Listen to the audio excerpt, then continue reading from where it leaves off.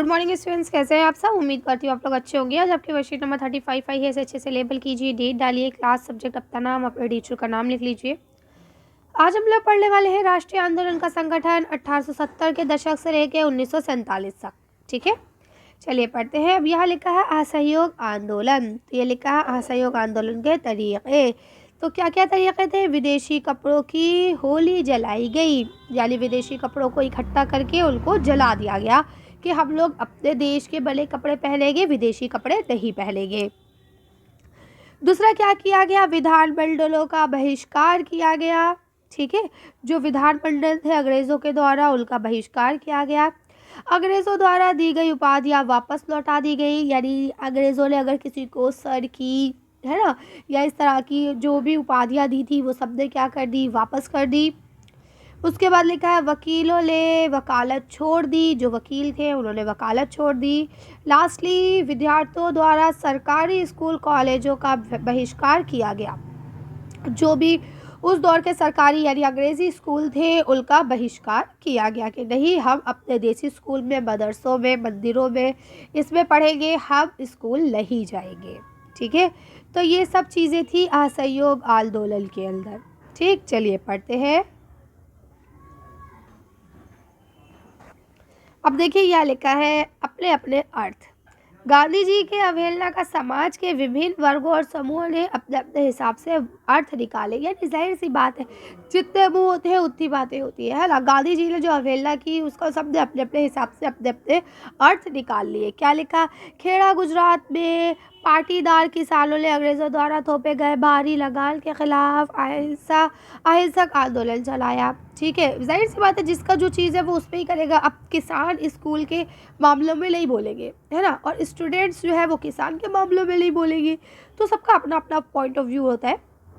उसके बाद बोलते हैं तटीय आंध्र प्रदेश और तमिलनाडु के भीतर भागों में, जो भीतरी भाग थे, में शराब की दुकानों की घेराबंदी की गई। आंध्र प्रदेश के गुंटूर जिले में आदिवासी और गरीब किसानों ने बहुत सारे वन सत्याग्रह किए। उन्हें यकीन था कि गांधी जी उन पर लगे कर कम करा देंगे और वन कानून को ख़त्म करा देंगे। ठीक है, यानी उनको जो है गांधी जी पर भरोसा था, यकीन था कि शायद गांधी जी ही अब भगवान का मसीहा बन के आए हैं, जो हम लोगों की मदद करेंगे और अंग्रेज़ों के जुल्म जातियों से हमें आज़ाद करवाएंगे। नेक्स्टली लिखा है जो सिंधी थी, यानी जो कि अभी सिंध जो मौजूदा पाकिस्तान में है, में मुसलमान व्यापारियों और किसान खिलाफत के अवहेलना पर उत्साहित थे, यानी उन्हें बहुत खुशी थी कि जो खिलाफती आंदोलन जो चलाया गया उससे वो लोग काफ़ी खुश नज़र आ रहे थे कि उनके भी मानने वाला, उनको भी समझने वाला अभी कोई है। बंगाल में खिलाफत असहयोग आंदोलन के गठबंधन ने ज़बरदस्त सांप्रदायिक एकता को जन्म दिया। अब क्योंकि देखिए असहयोग आंदोलन चल ही रहा था, खिलाफती आंदोलन और शुरू हो गया, दोनों ने मिलकर बहुत अच्छा से मतलब एकता को दिखाया कि हम सब एक हैं। पंजाब में सिखों के जो अकाली आंदोलन ने अंग्रेज़ों की सहायता से गुरुद्वारों में जमे बैठे जो भ्रष्ट महिंदों को हटाने के लिए आंदोलन चलाया, यानी वो लोग जो जमे बैठे, आपको पता है पंजाब में जलियांवाला बाग का किस्सा हो चुका था, तो जो पंजाबी थे, जो सिख थे, वो भी बहुत ज़्यादा गुस्से में थे और उन्होंने भी अपना एक गिरोह बनाया, जिससे उन्होंने कहा कि जो भ्रष्ट महंत बैठे इनको यहाँ से हटाया जाए। असम में चाय के बागानों में मजदूरों ने गांधी महाराज की जय के नारे लगाते हुए अपनी तनख्वाह के में इजाफे की मांग शुरू कर दी। यदि अब आंदोलन सिर्फ एक था और उसके चलते कितने सारे इसमें पार्ट्स निकल आए।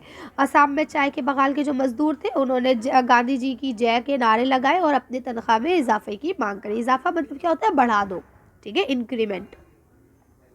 किसानों को लगा था कि गांधी जी की ज़मींदारों के खिलाफ उनके संघर्ष में मदद करेंगे। खेतिहर मजदूरों को लगता था कि गांधी जी उन्हें ज़मीन दिला देंगे आदि। तो इस तरह से जो था वो अपने हिसाब से ही सोच रहा था।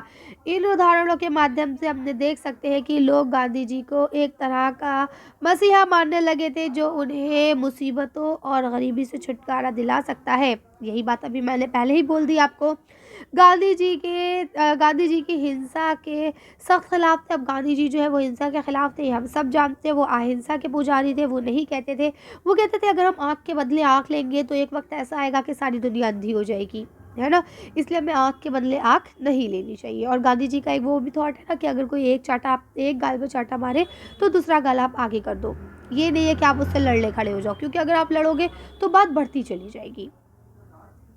इस कारण जब एक भीड़ ने 1922 में उत्तर प्रदेश के चोरा-चोरी पुलिस थाने पर हमला कर दिया, उसे जला दिया, 22 पुलिस वाले मर गए, तो गांधी जी ने असहयोग आंदोलन खत्म कर दिया। क्योंकि गांधी जी को गुस्सा आ गया था। उन्होंने कहा था कि भाई मैं क्या कह रहा हूँ, मैं कह रहा हूँ कि आप किसी भी प्रकार की हिंसा नहीं करेंगे, किसी का भी जान का या माल का नुकसान नहीं करेंगे।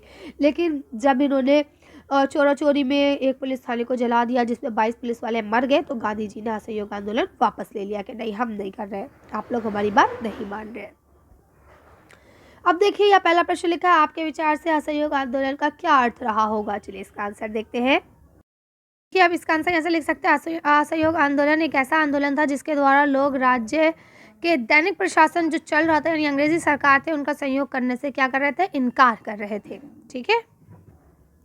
दूसरा क्वेश्चन लिखा, असहयोग आंदोलन में कौन कौन से तरीके अपनाए गए? अब देखिए आप इनका लिख सकते हैं कि असहयोग आंदोलन के क्या क्या तरीके थे। ये भी मैंने सारे आपको पढ़ा दिए, यहाँ से आप नोट डाउन कर लेंगे। ठीक है। तीसरा क्वेश्चन लिखा है, गांधी जी की अवहेलना का समाज के विभिन्न वर्गों और समूहों ने अपने हिसाब से अर्थ निकाला, इस कथन के उदाहरण द्वारा पुष्टि कीजिए। देखिए ये आंसर क्योंकि बहुत बड़ा होने वाला था इसलिए मैंने सिर्फ आपको 3 पॉइंट बताए हैं, आप इसमें से कोई 2 भी लिख सकते हैं।